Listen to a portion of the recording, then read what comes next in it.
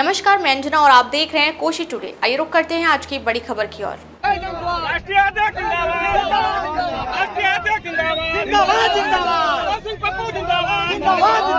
सुपौल के सिमराही में जनसुराज के राष्ट्रीय अध्यक्ष श्री उदय सिंह ने भरी हुंकार, बोले बिहार को चाहिए नई दिशा, 243 सीटों पर लड़ेंगे चुनाव।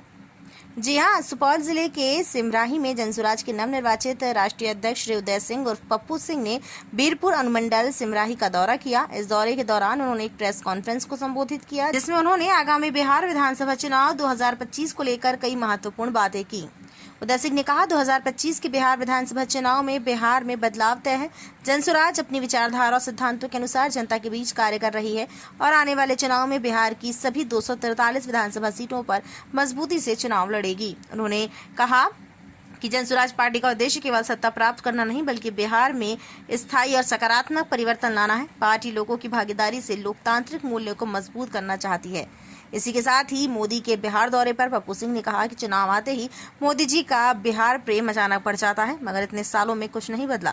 जनसुराज के आने के बाद बिहार की दिशा और दशा दोनों बदल जाएंगे। बिहार की जनता अब सिर्फ वादों पे नहीं, काम में विश्वास करती है। उदय सिंह ने कहा, जरूरत इस बात की है कि हम केवल जाति नहीं बल्कि वंचित वर्गों की सही पहचान करें और उन्हें लक्षित करके योजनाएं बनाएं। श्री पप्पू सिंह ने जनसुराज पार्टी के कामकाज को लेकर उठाए गए सवालों का जवाब देते हुए कहा कि जनसुराज कॉर्पोरेट की तरह नहीं बल्कि अनुशासन और पारदर्शिता के साथ काम करता है। यदि कोई संगठन अपने कार्यकर्ताओं को जिम्मेदारी और अनुशासन के साथ काम करने के लिए प्रेरित करता है तो ये उसकी मजबूती और भरोसे का प्रमाण है। अभी साल है और क्या जनसुराज जो है इस बार कितने सीट पर अपना उम्मीदवार उतार रही है? सर, कितने सीट पे उम्मीदवार उतार रही है? हम लोगों ने पहले घोषणा कर दी है कि हम लोग 243 सीट पे चुनाव लड़ेंगे। क्या लग रहा है, जैसे आप कोसी सीमांचल के हीरो रह चुके हैं पहले से ही और आप राष्ट्रीय अध्यक्ष बने हैं, पीके के टीम में आप शामिल जब हुए तो एक उम्मीद जगी कि इस क्षेत्र से कितना समर्थन मिल रहा है इस क्षेत्र से? मैं सीमांचल का हीरो नहीं हूँ, मैं सीमांचल का और बिहार का एक साधारण कार्यकर्ता हूँ। मेरे राजनीति करने का उद्देश्य और तरीका एक ही चीज़ को लेके चला है कि जनता की किस चीज़ में भलाई हो जाए, और निरंतर मैंने वही काम किया है जिसमें मुझे जनता की भलाई दिखी हो। और चाहे उस यात्रा में मुझे अपने मुख्यमंत्री से ही भिड़ंत क्यों ना करना पड़ा हो, चाहे अपने सरकार के खिलाफ ही क्यों ना आवाज़ उठानी पड़ी हो, उससे मैं पीछे नहीं हटा हूँ। क्योंकि जो बात मैंने अभी अपने लोगों को कहा है उस बात में मेरा विश्वास है कि जनप्रतिनिधि जब चुन के जाता है तो वो किसी नेता के कारण नहीं चुना जाता, उसको उसके क्षेत्र की जनता उस पर विश्वास करती है, उसको आशीर्वाद देती है। और ये परंपरा जनसुराज पार्टी में लगातार चलेगी, निरंतर चलेगा। रह गई बात कि कितने सीटें हम जीतेंगे, मैं ज्योतिषी नहीं हूँ, लेकिन इतना मैं कह सकता हूँ कि जनसुराज क्योंकि आज लोगों के दिल में है, लोगों के दिमाग में है, इसलिए एक अच्छी प्रदर्शन जरूर की जाएगी। सर, आप पर इल्जाम लगता है कि आप बीजेपी के बी टीम हैं। इल्जाम लगाने वाले अगर और कुछ नहीं कह सकते हो, जैसे पूर्णिया का मैं उदाहरण दे देता हूँ। जब मैं पूर्णिया में चुनाव लड़ता था या लड़ता हूँ तो मुझ पे वो और कोई तो इल्ज़ाम लगा नहीं सकते कि ये चोर है, बेईमान है, ठेकेदार है, ठग है, झूठ बोलता है। ये सारी बातें तो चलती नहीं। तो ये चल सकती थी तो उन्होंने चलाया कि ये मिलते कम हैं, इनसे मिलना मुश्किल है। तो ये जो अनर्गल बातें होती है, तो अब भारतीय जनता पार्टी हो या वो पता नहीं वो कहती है नहीं कहती, लेकिन जनता दल यू और राष्ट्रीय जनता दल के लोगों को जनसुराज के बढ़ते हुए लोगों के समर्थन से घबराहट प्राप्त होती है। तो वो कैसे क्या चीज़ कह सकते हैं जिससे लोगों में कोई भ्रांति फैला सकते हैं? याद रखिएगा, ये जितने लोग हैं ये अपने समाज में भ्रांति फैला करके ही कुर्सी पे बैठे हुए हैं। कोई हिंदू मुसलमान करके बैठता है, कोई अगरा पिछड़ा करके बैठता है, कोई इस बनाम उस करके बैठता है। अपने समाज को ये तोड़ के बैठते हैं। इनमें से कोई ऐसा नहीं है जो समाज को एक साथ जोड़कर उनकी समर्थन लेके कुर्सी पे बैठा है। और अगर ये ऐसा करते तो शायद काम भी अच्छा करते, लेकिन इनके जहन में, इनके डीएनए में यही है कि किसी तरह तोड़ दो, किसी तरह भ्रांति पैदा करो।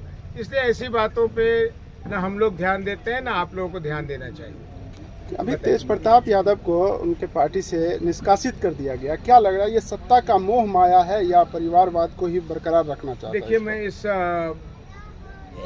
मत का हूँ कि ये उनका पारिवारिक मामला है और हमें इस पर नहीं बोलना चाहिए, बल्कि ऑन रिकॉर्ड में कह दूं कि मुझे लालू जी के लिए बुरा लगता है।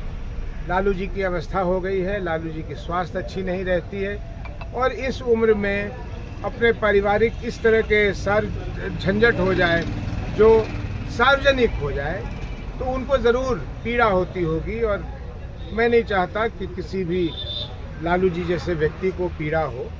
जहाँ तक रह गई बात कि उन्होंने किसको पार्टी में रखा है, किसको निकाल दिया है, ये उनका आंतरिक मामला है। जनसुराज में हम लोग क्या करते हैं, इसमें मैं नहीं चाहूँगा कि इस पर कोई आरजेडी वाला या बीजेपी वाला बोले। उसी तरह हम क्यों बोले कि आरजेडी वाले क्या कर रहे हैं, नहीं कर रहे हैं। अब चुनावी पेतरा है या नहीं है, उनके दिमाग में ऐसे तरह से चुनाव लड़ना है, ये उनकी मर्जी है, उनकी इच्छा है। लेकिन प्रशांत जी जो ये कहते हैं, बड़ी प्रासंगिक बात है। प्रासंगिक बात यह है कि ये लड़ाई किस चीज़ की है। लड़ाई तो घूम फिर के परिवारवाद की है, क्योंकि अगर लालू जी अभी भी ये कह दें कि मैं यादव समाज में से किसी योग्य को, ना कहें किसी और समाज की बात, यादव समाज की बात कर लें कि मैं अपने परिवार को छोड़कर किसी इस योग्य व्यक्ति को मैं मुख्यमंत्री का चेहरा बनाना चाहता हूं, तो उनको और भी समर्थन मिल जाएगा। प्रशांत जी ने तो कहा कि हम लोग भी उनको समर्थन कर देंगे। हम लोग करें ना करें वो अलग बात है, लेकिन उन्हें तो समाज ये मिल जाएगा। इसलिए जाति की भी राजनीति नहीं करते, ये परिवार की राजनीति करता है। सर, सत्ता पक्ष का दावा है कि वो जीरो टॉलरेंस और सुशासन की सरकार चल रही है। अच्छा हुआ, लंबा रास्ता है, आपने हंसा दिया। ये तो हंसी वाली बात है ना, यहाँ लोग बैठे हैं। चलिए मैं कल की एक कहानी सुनाता हूँ। कल मैं अंबेडकर छात्रावास चला गया पूर्णिया में। वहाँ 200-300 छात्र बैठे थे, मैं उनसे बातें कर रहा था। तो कई सवाल जवाब मैं कर रहा था, वो जवाब दे रहे थे, मैं सवाल कर रहा था। मैंने एक उनसे प्रश्न पूछा कि यहाँ जितने लोग बैठे हो, उनमें से वो सिर्फ हाथ खड़ा करना जिसके परिवार से कोई बाहर नहीं जाता कमाने के लिए। आप लोग को मैं कैमरा पे कह रहा हूँ, करीब 250-300 लोगों के उस भीड़ में, बच्चों के भीड़ में 8 हाथ खड़े हुए थे। 8, यानी बाकी जितने बैठे थे सबके घर वाले पलायन करते हैं, जाते हैं पैसे कमाने के लिए। ये स्थिति है आपके बिहार की, ये सुशासन है। आप किसी से भी घूमकर पूछ लीजिए कि बिहार में क्या एक काम, चाहे वो पुलिस का हो, ब्लॉक का हो, अनुमंडल का हो, अगर बिना पैसे दिए वो करवा लेता है तो उस व्यक्ति को मैं पुरस्कृत करूंगा। वो मुझे कोई व्यक्ति दिखा दीजिए। तो ये सुशासन मतलब क्या? भ्रष्टाचार व्याप्त, अफसरशाही व्याप्त, शिक्षा है नहीं, सुरक्षा है नहीं। ये जंगल राज कहते हैं 2005 के पहले को। मैं 2005 से 2004 से ही सांसद हूँ और मैंने देखा था कि क्या जंगल राज है और उससे निपटने के लिए बहुत मेहनत लगी थी, मुश्किल हुआ था। लेकिन आज तो उससे भी बुरी स्थिति है। पटना जैसे महानगर में सुबह शाम जिसको मन में आता है वो गोली चला देता है, गोली किसी को मार देता है। तो कौन सी सुशासन बाबू, बल्कि अपना मजाक उड़ा रहे हैं और सुशासन शब्द का ये तौहीन कर रहा है। और कोई प्रश्न? धन्यवाद जी। अगर आप सरकार में आते हैं तो पहला काम क्या होगा सर? पहला काम, दूसरा काम हमारा कुछ नहीं है। हमने अपनी सारी योजनाएं बताई हुई हैं और सब पर एकदम से काम शुरू होगा। ये नहीं कि पहले हम इसको करने लगेंगे और फिर 6 महीने बाद दूसरे को शुरू करेंगे। हमारी योजनाएं तैयार है। अगर हमने कहा है कि 60 साल उम्र से ज़्यादा के लोगों को हम 2000 रुपये देंगे, तो वो पैसे कहाँ से देंगे, उसकी योजना तैयार की हुई है। उस व्यय का क्या असर पड़ने वाला है बिहार के बजट पे, उसकी तैयारी की हुई है। ये पैसे कहाँ से आएंगे, उसकी तैयारी की हुई है। शराबबंदी कहा है 1 घंटे में बंद कर देंगे, तो शायद 5 मिनट में बंद कर दे, उसकी तैयारी की हुई है। शिक्षा के लिए क्या करना है, उसकी तैयारी की हुई है। हम सरकार में आकर तैयारी नहीं करेंगे, हमारी तैयारी हो चुकी है, उसको लागू करेंगे। और आप इसलिए मैंने अभी कहा ना लोगों से, अपने लोगों से, कि वो ये कह सकते हैं कि 6 महीने में बिहार दिखेगा कि वो सही दिशा में चल पड़ा है। कितनी गति से चलेगा ऊपर वाले के हाथ में। अब तक के लिए बस इतना ही, फिर मिलते हैं एक ऐसी ही बड़ी खबर के साथ। तब तक के लिए नमस्कार और देखते रहिए कोशी टुडे।